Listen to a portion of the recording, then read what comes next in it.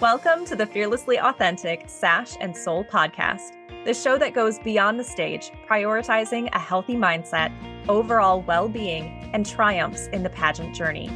In each episode, we dive into the transformative power of embracing authenticity fearlessly. From mindset mastery and self-care strategies to success stories that inspire, this podcast is your go-to guide for navigating the pageant world with confidence and resilience. Join us as we embark on a journey of self-discovery, empowerment, and celebrate the stories of those who fearlessly embraced their authenticity on the path to pageant success. I'm Lila, Szyryj. And I'm Raeanna Johnson. Welcome to Sash and Soul. Hey guys, it's Raeanna and Lila. We are back again, back at it, Sash and Soul podcast. We're actually sitting in a hotel room right now. One person is on each bed to give you a visual, and we're meeting in the middle. Yes, that's right. Our lovely microphone is just placed strategically in between us. We're in Chicago. We had a really fun photo shoot yesterday with Magic Dreams Productions, our good friend Maddie. It was so fantastic. And his hair and makeup stylist, Constantine, they were so much fun. So much. And honestly, mostly I was just there in support of Lila. I handed earrings a lot and Which I appreciate. Flopped dresses. Now you know this is like the day after the photo shoot that got us our images for Sash and Soul. So we have been having a lot of really cool conversations, just really in depth, really heartfelt. We would go from laughing until we're crying to crying because we're crying. And I mean, every time that we talk to you guys, we really want to bring some value to you. We want to have something powerful to share with you based on our lived experience and what we feel like we see so many people going through when they are in high stress situations or going for a really big goal like a pageant competition. And so today we wanted to talk about goals. We wanted to talk about what are you prioritizing? What areas of your preparation, areas of competition are the most important that will make or break it for you? And then the other areas that won't win it for you, but might lose it for you. And just kind of finding what priorities you need to be focusing on based on your own experience, your own skill set, your own knowledge base, and what your personal goals are. I feel like it's hard when you start something like this because a competition like a pageant, I always say, is one of the few things that exercises pretty much every single part of your life. Community service, brand building, marketing, finding sponsors. Then you go into communication, speaking, public speaking, thought organization, losing the ands, the likes, and the ums, all of that. And then you go into talent. If you have talent in your competition, you're honing in on that. Talent practice takes pretty much every day. And then you go into walking, and then you go into maybe fitness, right? So there is very few things in this world that I can think of, at least, that addresses every single one of those parts. But then what do we prioritize? What comes first? Because something has to come first. We can't prioritize everything. Otherwise, nothing is a priority. So that kind of leads me into, first and foremost, I mean, what do people say? You're brand new, say you've never done a competition before. What's the first step? We like to look at a couple of different things in Fearlessly Authentic. First, we have like our whole list of goals that we talk about, which include mindset. I'm going to start this off by saying mindset is going to influence every other area of preparation. So mindset in and of itself is not a separate area of prep. It is all encompassing of every area of preparation, every area of your life. So mindset is a huge portion of our overall goals. But then I'd like to say have a checklist. Everyone has a to-do list, right? So you're going to have those things in your preparation that you are checking the boxes. Paperwork, check. Contract, check. Talent song, check. Wardrobe, all of your accessories with your wardrobe, check. Platform or community service initiative, check, right? The list goes on. Mm-hmm. So you got all your check boxes. And then I also like to include, what's your glam plan? What is your self-care practice? What are you doing to take care of your skin, your hair? This includes hydration. This includes fitness and nutrition. So now we're talking about what are the day-to-day things that you're doing just to take care of yourself. And then we got to fill in the gaps from there. What are the gaps? Public speaking practice, interview practice, what is going on in the world, knowing who you are, your own personal self-development, and then making sure that you are maintaining a balance amongst all of these things. Ooh, I wanted to talk about knowing what's going on in the world because we're seeing a lot of systems, predominantly a lot of the bigger ones, move away from asking heavy political questions about specific events, but you see them still putting an emphasis on, do you see the bigger picture of the world? Are you in tune to things that are happening, say, in your community, which addresses bigger things in the world? I like that because even teens, when they're like 17, about to be 18, you're going to be voting soon.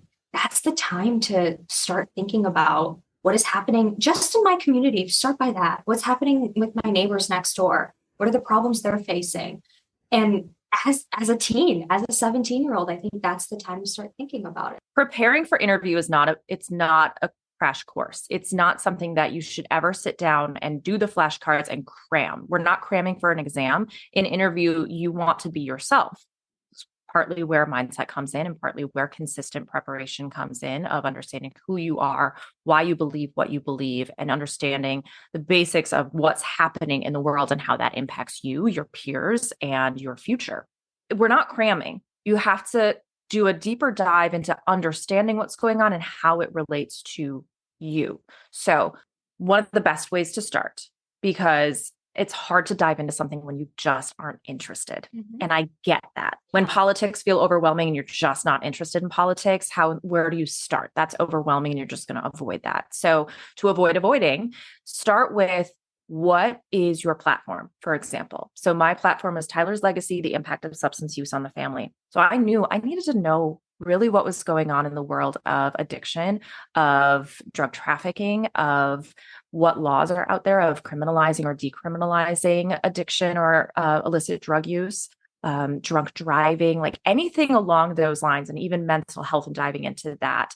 Those were the areas that I needed to make sure that I knew some background on and had a basic understanding of what I was talking about, because chances of that coming up in my interview was pretty good. And then I was a communication studies and women's studies major, a double major in school. So knowing what was going on in the world of diversity, equity, and inclusion was important for me. Knowing what was going on really in the broadcasting world was important for me. So start there. Start with what you're all about, what your passions and interests are. And then you'll naturally gravitate towards other things as you start to gain a better understanding of what's going on. Let's segue, because interview and communication skills should be a priority for you. Let's break down what the priorities are for competition preparation. There are 3 things that will make it for you and they'll break it for you. And those things include great communication skills. Great communication skills is definitely a priority, because without those, how are you going to showcase the next thing, which is your mission, your vision, and your purpose? What's your big picture? What are you trying to accomplish here? And I'm not talking about trying to accomplish changing the world, but staying focused on, what does it mean to do the job? When you get that crown on your head, what are the responsibilities? Are you aware of what those are? Can you see yourself in that position? Do you have the skills and the marketing plan, the game plan for what you want to accomplish within your year of service? That mission, vision, and purpose is essential. So that's number 2. And number 3 is having the right attitude. Ties into both of these things, ties into great communication skills, ties into vision, mission, and purpose. If you don't have the right attitude, you're focusing on all the wrong things, the things that are outside of your control, the nitpicky talent stuff. Maybe you made a mistake. You're going to focus on that instead of focusing on the big picture. If you've got a wardrobe malfunction, you're going to focus on that instead of the big picture, right? So having the right attitude about the pageant is going to be essential in helping you overcome any of these other little glitches and things that might hiccup throughout the day. Well, let's talk about great communication skills. I think we hear it so much. Everybody wants great communication skills. Where do we start? Knowing yourself. How do you get to know yourself? You have to start with, in my program, in Fearlessly Authentic, we start with, what are your inner qualities? Make a list of all the things that make you who you are. And that can be really difficult. So having a friend help you with that is helpful. Mm-hmm. Sit down with a friend, sit down with your parent, be like, what do you think are my qualities? It's more powerful if you come up with your own than have somebody else come up with them for you. I frequently, and Lila, when we sat down and did your inner qualities the first time, I remember saying to you, this is my favorite part because I get to stop talking. I'm going to sit here and you are going to tell me your inner qualities because I can't tell you your inner qualities. I'm not in your head. Right. I'm not in your heart. You have to tell me what your inner qualities are. I can tell you the characteristics that I see in you, that I love about you, but that's not going to stick. It's going to stick when you come up with your own inner qualities and recognize those things within yourself. And that's a hard thing, I think, for a lot of us to do to start off with, but that's step number one. I agree, because when you are the one deciding it goes back to not looking at people or not experiencing things through the gaze of other people. We're not going into this competition seeing it from someone else's perspective, what they might want to see. I remember for years, it was always, what is the audience seeing right now? What are the judges seeing right now? What am I experiencing right now? What am I feeling right now? What am I giving off right now? Focusing on your qualities, but also being able to recognize that once you decide that this is who I am, it comes from me. I wholeheartedly believe it. Nobody takes that away from you. And you will get into experiences as a title holder where local, state, obviously national, where people will make assumptions about you. People will decide that they know a story based off of a social media post, or they decide they know what happened based off of someone's hearsay. You have to be able to deal with that. So part of the job is knowing yourself so that you're able to navigate those situations that otherwise could have pulled me so far away from myself. I don't know where I would be. Absolutely. The other key thing to clear communication is remembering that it's really not about the words that you say. It's about how you say it. It's about how you present yourself.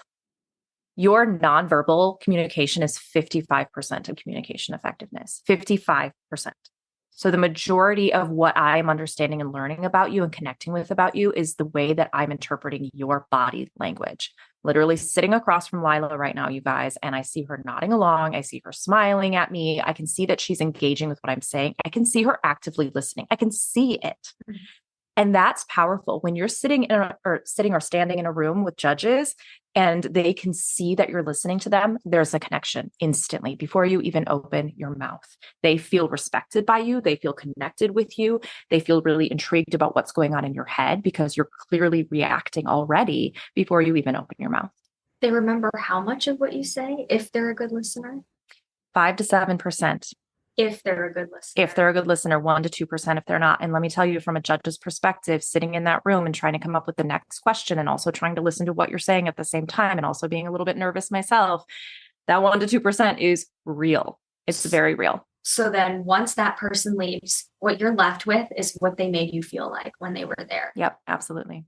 And how many times have you left an interview and just overanalyzed everything you said? Many times. Yeah. So after any interview that I've been through with you, we have talked about how you felt. We talked about the general topics of conversation and how you felt those pieces of information came off from your perspective. And then what do we say? Onward and upward. We're done. We cannot sit and analyze this anymore. Here's the thing, you guys. You walk out that room, the judges write their score down, and then that's it. We move on. The judges are already looking at the paperwork for the next girl that's coming in. Can you explain what extemporaneous speaking skills are? Extemporaneous speaking skills is speaking without notes. Public speaking is one of Americans' top fears. It might actually be the top. I think it is the top. And number 2 is spiders. World we live in. Of all the things to be afraid of, speaking in front of people and tiny little bugs. So even though you are speaking without notes in your competition, it's also a lot of, again, bigger picture. What is the job of the title holder? What is that going to look like when you get to events and they're not planning speaking times for you and they say all of a sudden, hey, can you say something? Having those skills to not have to look at a paper, to not have to plan. Well, we were having breakfast this morning. Lila, you asked me, how do you go about writing an 8-minute keynote speech? Well, the first thing I asked you was, well, what's it for? Who are you speaking to? That is number 1. Anytime you're doing any kind of speaking opportunity, who are you speaking to? What do you want them to get from the message? Are you educating them? Are you motivating them? Are you thanking them? What is the goal? And then remember, more than anything, it's not about you, it's about them. You are providing value, but they determine how much value that is based off of what they get out of it. And then from there, you've got to have just those basic talking points in your head. It's like picture a bullet point list in your head of keywords or phrases. You're going to follow that list. That's the thought organization piece. But more than anything, talk about what you know. Talk about things you've experienced. Talk about your area of expertise. For you, it's broadcasting and journalism. For me, it's a lot of mental health and mindset work.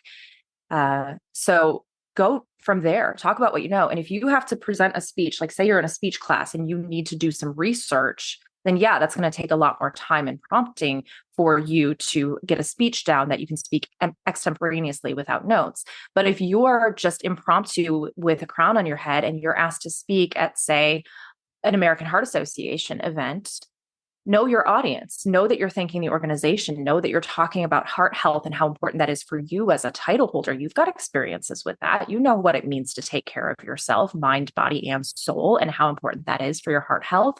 You can speak on that and the important work that the organization is doing. Then thank everyone else. Again, bookend it, and let's move on. It's almost like imagining what the interview question would be, prompting yourself in that way, and then speaking as if you would in a organized, thoughtful interview question, and maybe just extend it a little bit longer. Now that I think about it, it's as basic, it can be as basic as that. It's absolutely as basic as that. And then at some point, you just have to release it. I mean, I would always say to myself, when I went out to speak, I always spoke extemporaneously.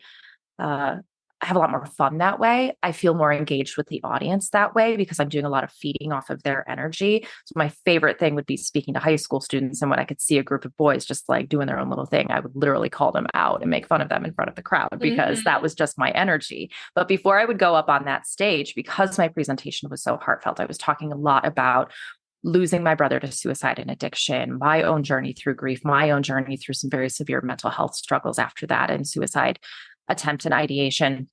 I would do this little prayer, this little mantra in my head. If I'm going to say exactly what I'm supposed to say, when I'm supposed to say it, how I'm supposed to say it, and those that need to hear my message will. And I released it from there. And that kind of energy really just propelled me throughout. And I had some of the most beautiful, amazing experiences and just some of the most like privileged experience of sitting down with audience members after that and them opening up their hearts to me just because I was so willing to be vulnerable and transparent and open my heart to them in a way that was just out of love and care for them and wanting people to feel good and succeed in their lives. When you go into it with that first and foremost, that mindset first and foremost, you open yourself to opportunities that I don't think you could have otherwise seen had you had this strict plan and you had slides and you had exactly what you wanted to say. I remember going back to my old elementary school and middle school. I remember being so nervous talking in the middle school. I was telling you this last night. I was looking up do's and don'ts of talking to a group of middle schoolers before I had went into this appearance.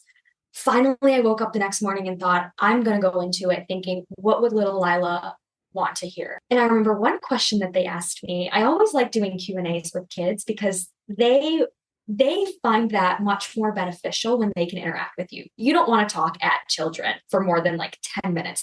You're not going to hold their attention. So we're doing Q&As. One girl, I think, had asked me, what languages can you speak? I said, well, my mom came from China. I could speak Chinese, and then I learned Spanish throughout school. And the next girl sitting in the front row had been so quiet this whole time, but I could tell she was listening. I always gravitate towards those children in the audience because I can see them listening, but they're very quiet. They're very introverted. She had ever so slightly like raised her hand, didn't even get all the way. And I was like, yes. And I kneel down, always kneel down, right, when you're with children. And she's like, my mom is from a Middle Eastern country and I can speak Arabic. In that moment, I was like, you can either say, this is great, this is awesome, and move on. But I was like, I have to make more of this because I just know that in that setting, if that were me, I would have wanted somebody to recognize the importance of that as, say, a person of color. And I brought her up to the front. I said, stand up with me and teach me Arabic. And so she taught me how to introduce myself as Miss Wisconsin in Arabic, and the rest of the school learned along with her. And she had tears in her eyes up there. And now I'm going to start crying because one of the volunteers who had just been there from the schools came up afterward and said, I think that that meant a lot to her because she's not seeing anybody like you in this school. And you never know. I mean, just think about middle school boys and how mean they can be, right? And I thought of me being a middle schooler at lunch and getting made fun of because my mom had packed some quote unquote stinky Chinese food. And this volunteer was just like, I think you made her day. And I think you proved a lot to a lot of the kids in the audience. Had I had a plan of what I thought I was going to say, I would have missed that moment entirely. And opportunities like that don't come unless you're open and outward and you release expectations and you recognize that me answering, oh, I speak Chinese and learned Spanish through school meant so much to this young girl that she decided to share a piece of her life. This is a teachable moment, you guys, because everything that Lila just said, none of it was memorized. That was a story.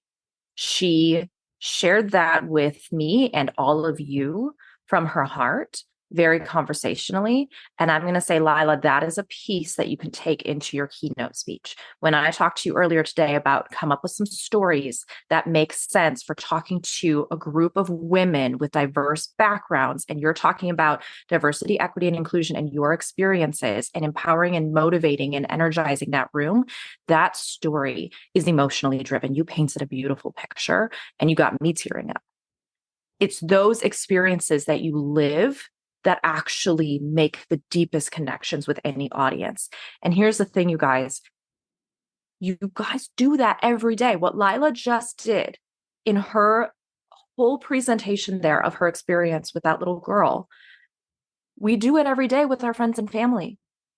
We learned how to speak at 1-2 years old and we start stringing sentences together without even thinking about it. Why in the world do we walk into interview or out on stage with a microphone in our hand and think that we need to think so hard about what we're going to say? Yes. You told me recently about what they say to you in broadcasting, about how you are supposed to talk at the camera. Can you share that again? When we write scripts for a broadcast, news that you see on TV, we are told to write as if we were speaking to our grandmother. This person didn't flee the scene, they ran away. That is how people pay attention. Yeah. That is how people feel like, again, you feel like news anchors are many times a part of your day, a part of your life. You build a connection and a relationship with somebody that you see on TV. You wouldn't be able to do that if we talked at you in a way that didn't resonate. So yeah, we talk as professional news anchors and reporters when we go live, when we write the scripts, even when we're reading those scripts, they were written to resonate with my grandmother. So if you haven't started really understanding in depth why communication skills is so important, I urge you to just re-listen to all of this because I don't know how else to, impress upon you the importance of just being real when you're communicating. Now, caveat to this, because you said you don't have to do anything. I would argue, yes, you can work on articulation. You can work on honing in on the thought organization piece of things. You don't want to go in there and just go, blah, blah, blah, blah, blah, blah, blah, blah, blah, blah, blah, right? We need to have some skill set, and that's where we practice. That's where coaching can come in handy. That's where working with your director who is skilled at preparing a contestant for a competition is very handy. So absolutely, it comes with practice. But the point is, even in that practice, you're not memorizing anything. You're not trying to impress anyone. Give me all the statistics that you want to, but I'm not going to remember those statistics because I only remember upwards to 7% of what you actually say anyway. So don't tell me who you are. Show me who you are. Let's talk about the things that won't win it for you if you don't have those other three. We have to have all of these things in place. Have to have the communication skills, have to have a vision, a purpose, your big picture, your why has to be in place. And you have to have the right attitude about the pageant. The pageant isn't the end goal. It is a stepping stone to further your goals. And I know we talked about this in the first episode when you were like, winning wasn't the thing. It was a piece of the bigger picture, but it led you to all of these other great things. And that's what the competition is. So if you are so focused on just the competition, on who the other contestants are, on who the judges are, and what they may or may not ask you, on, specifically what you're wearing, all these things, if that's the only thing you're focusing on, then you are missing the mark and you will not win, because you have to have your big picture in mind. So having the right attitude toward the pageant, understanding this is just a stepping stone to bigger and better things. It is just the means to achieving your goals. It is not the goal. But outside of those things, we do have other things we've got to focus on, because let's face it, pageants it's a visual medium, right? It's all encompassing. It is. It's all encompassing. And it makes sense when you go and speak at any event in any capacity, whether you're a title holder or not.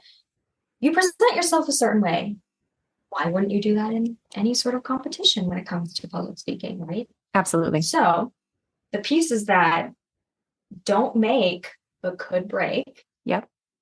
Those are all the external, liking yourself externally, first of all. But oftentimes we just think we're supposed to just accept the way that we look as we are. And yeah, love yourself. But also, if you want to improve, there's no reason not to. If you want to learn how to style your hair better, great. If you want to learn how to do your makeup better so that it accentuates your features more, your eye color, your bone structure, great.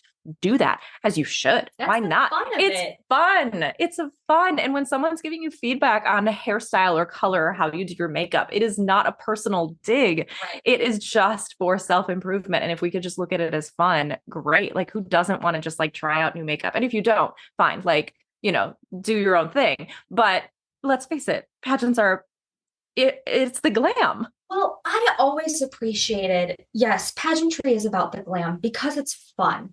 I always appreciated when I felt like the clothes that I wore reflected who I was from the inside out. So, for example, you might be really bold and bright and wear a lot of bright colors, and that's your vibe. Or maybe you're more sultry and you're a little bit on the older end of the age division and you want to feel mature and, wisdom filled. That is a beautiful thing, to be able to present yourself in a way without words. Let's take away the external negative factors that a lot of times this society places, especially on pageant women. Let's talk about the fact that we can decide who we are without having to say a word when we walk into a room. For me, it was always wearing red, because red is the color of China, and I always wanted to represent my family. And for me, it was very simple but classic pieces. I wanted to feel timeless. I wanted people to know that my message and who I am wouldn't go out of style. It was trendy, it was timeless.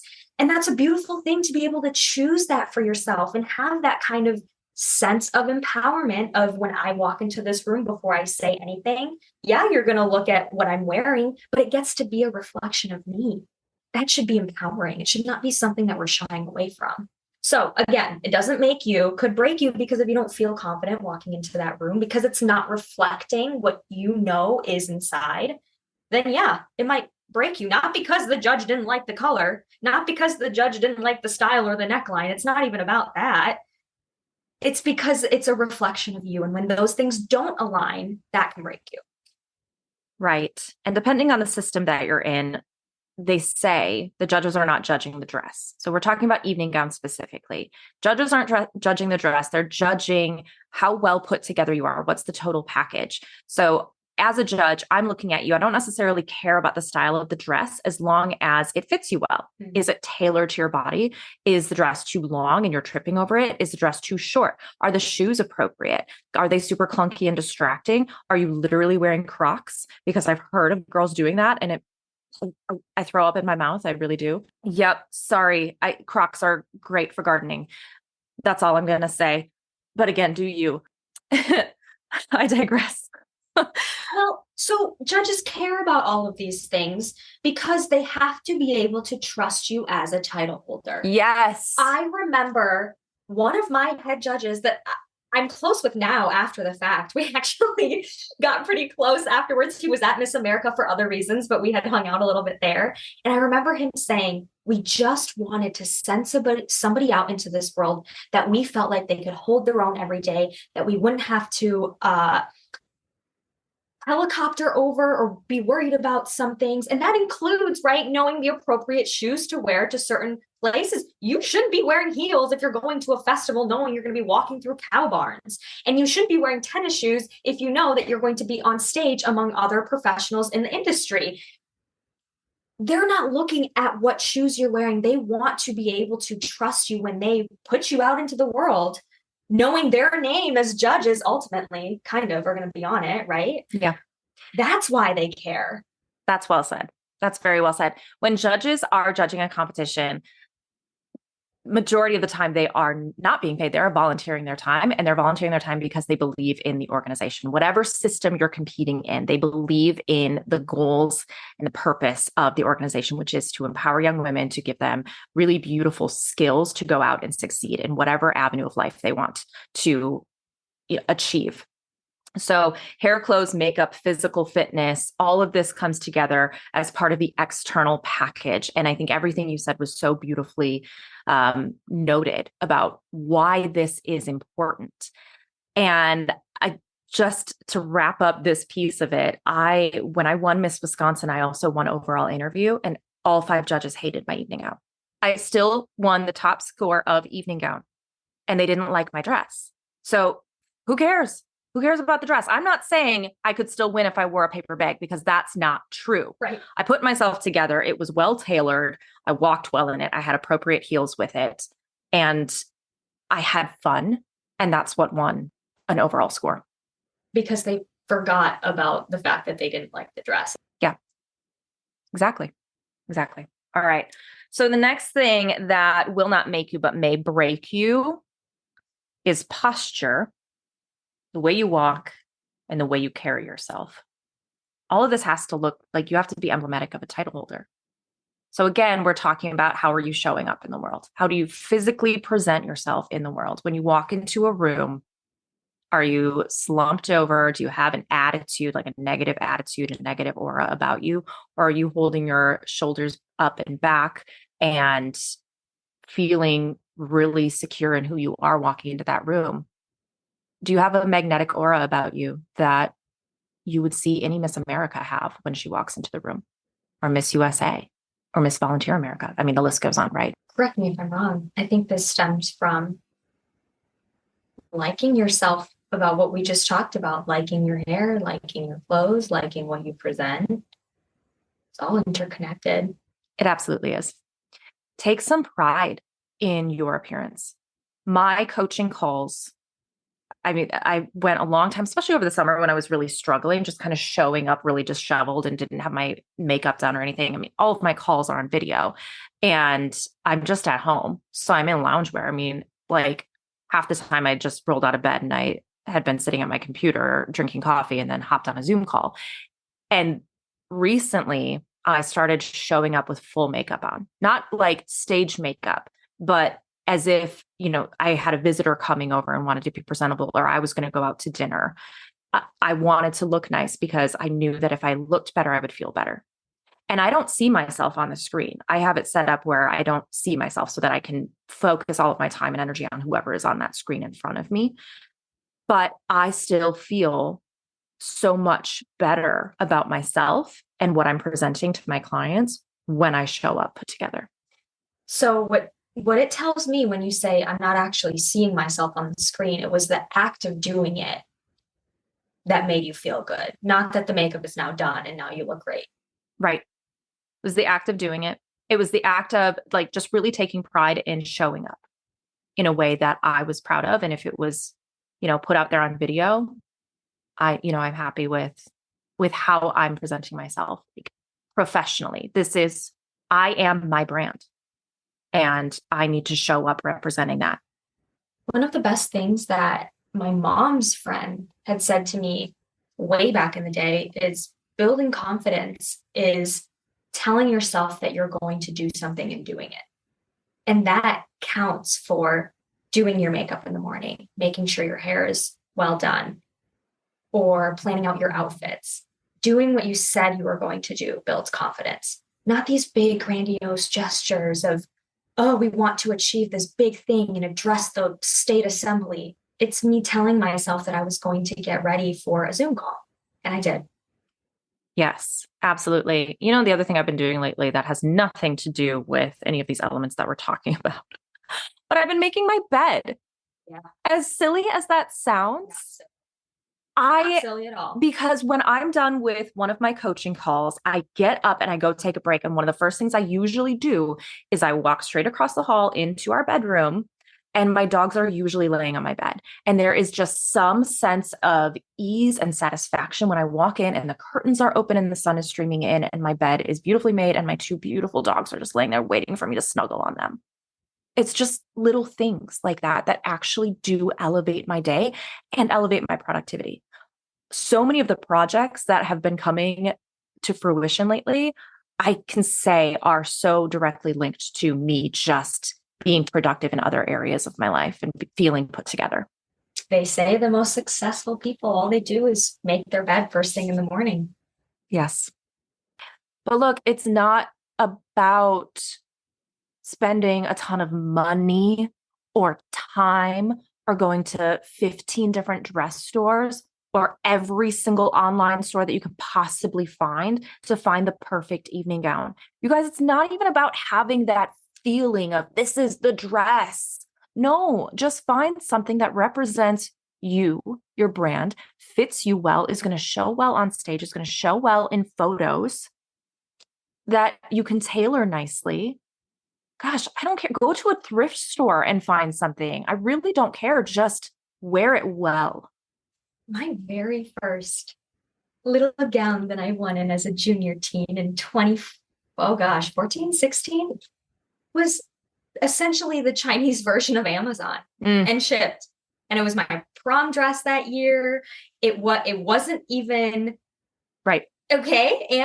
And that year I had beat almost 150 girls at state winning in that dress. And when you see those top 5 photos, if you remember, and if you know, top 5 photos of me as a junior teen, and you see the rest of the girls in the top 5 in their gowns, you might have looked and said, how did she get, I'm serious. I know, because it didn't matter. It doesn't. I had felt like mom got me this dress this year. I get to wear it to prom. I was just grateful that I was able to compete at all. Lo and behold. You and I have been having interesting chats about wardrobe and clients coming to me asking for feedback on wardrobe. And I shared with you that it's actually my least favorite thing to talk about with my clients. And you've wondered why. It's because of this topic today of what actually matters. And I love focusing on the things that actually matter, that are going to change your life. The communication skills, the focusing on the big picture, having the right attitude toward the competition, all of these internal things that make the most difference. I could send you to a stylist and they can put the most amazing things on you. But if you don't have these other things in place, you won't win. Mm-hmm. You won't win. Finally, talent, if that's part of your competition. Mm-hmm. Talent could break you, but just having an amazing talent isn't going to win the whole thing either. We saw at Miss America, some of the talent winners didn't even make finals. Mm-hmm. So talent is fun. Showcase your skills, hone in, do the work because you're proud of it, because you want to showcase something really awesome. But if that's the only thing that you're focusing on, you're missing the mark. Mm-hmm. Have fun with it. Let it be a representation of you. Again, showcase your personality in whatever way that is, or showcase a really important story that you have, or a really important piece in your life. Something, again, that will resonate and connect. And that's it. And then release. If it's not broke, don't fix it. I use the same talent, same choreography, same song for 3 years of competing. Hi, hello, that's me. Went to Miss America with the same thing. There's a running joke in the organization. I know that I'm a one-trick pony and this and that. And you know what? It's worked. Who cares? Different Every judges. Single time. Different judges, different day. And it's my favorite song. There's a story behind that. Is my piece. And if you haven't seen it, you should probably look it up, guys. Oh, God. It's so good. It is very fun. It's fun. That's it. That's it. If you're looking to start, if you don't know where to start, do the basics. We talked about that checklist. Do those things, but check it off and be done. Don't sit there searching for the most amazing wardrobe piece. Don't sit there searching for just the perfect evening gown, perfect interview outfit. Don't do it. Don't do it. You only have so much energy to allot to these things. Especially if you're not having fun. If you're not having fun, if it becomes a chase, if it becomes a chore, oof, no, move on. It's so funny. This is the second time this has happened now. I feel like we go through all the points that we want to talk about. And then I just sit here like, I feel depleted. I have nothing left. I have nothing left to give you people. It's a great thing. Well, I mean, there's always more. Oh, there's so much more. But this would have been really helpful for me had I had this 5, 8, 10 years ago. And that's all we can do is I hope that someone in their first year, 5th year, 10th year, 15th year, 20th year finds this to be helpful, not because it's new information for everyone, but because we need reminders sometimes. The goal is not perfection. If you're new, be new. Enjoy being new. Enjoy the learning process. Don't be intimidated by the girls that have been doing this for 10 years. I felt like I missed being a local title holder after seeing everybody's local competitions, after seeing their headshot days, after seeing their posts in their communities. I literally posted a story on my Miss Wisconsin page and said, this makes me miss being a local title holder. And I mean that. I mean it when I say I miss being Little Miss Sugar Maple, being the rookie of that year, being the newbie. I remember what that felt like. I would do it all over again. That's the thing. Can I be honest? Yeah. I get a little burnt out focusing on these other elements that are important, yes, but just don't really have the most power. And when I say the most power, I mean the power to influence change, the power to succeed in your own endeavors, the power to change your life outside of pageants. I get bored talking about wardrobe because that's not going to change your life. Styles are going to change all the time. Your own style changes often. It should. But these other skills, no one can take that away from you. And that's where I get so excited. That is where I want to help people that come to me. So if you are looking for all of the external pieces, you want the help with the hair and the makeup, the walking, the wardrobe, there are coaches out there for that. If you want to change your life, then keep listening to this podcast. Well, I'm done that. All right, you guys. Lila and I are going to go shopping in Chicago now. Zara, baby, is like a block away. That is so dangerous, but we're doing it. Let's do it. Okay. Take care of yourselves, you guys. We love you. We do love you. Thanks for listening. Hey, we want you to be a part of our growing community. Hit that subscribe button now to stay up to date with the latest insights and strategies straight from industry experts and seasoned competitors. Whether you're a seasoned competitor or just starting your journey, our podcast is your go-to resource for all things pageantry. In each episode, we explore topics like mastering the interview, perfecting your stage presence, navigating the world of pageants, and cultivating confidence. And while you're at it, leave us a review. Your feedback fuels our passion to bring you valuable content that resonates with your journey. Join our community of successful women from around the globe. Subscribe, tune in, and let's embark on this journey together.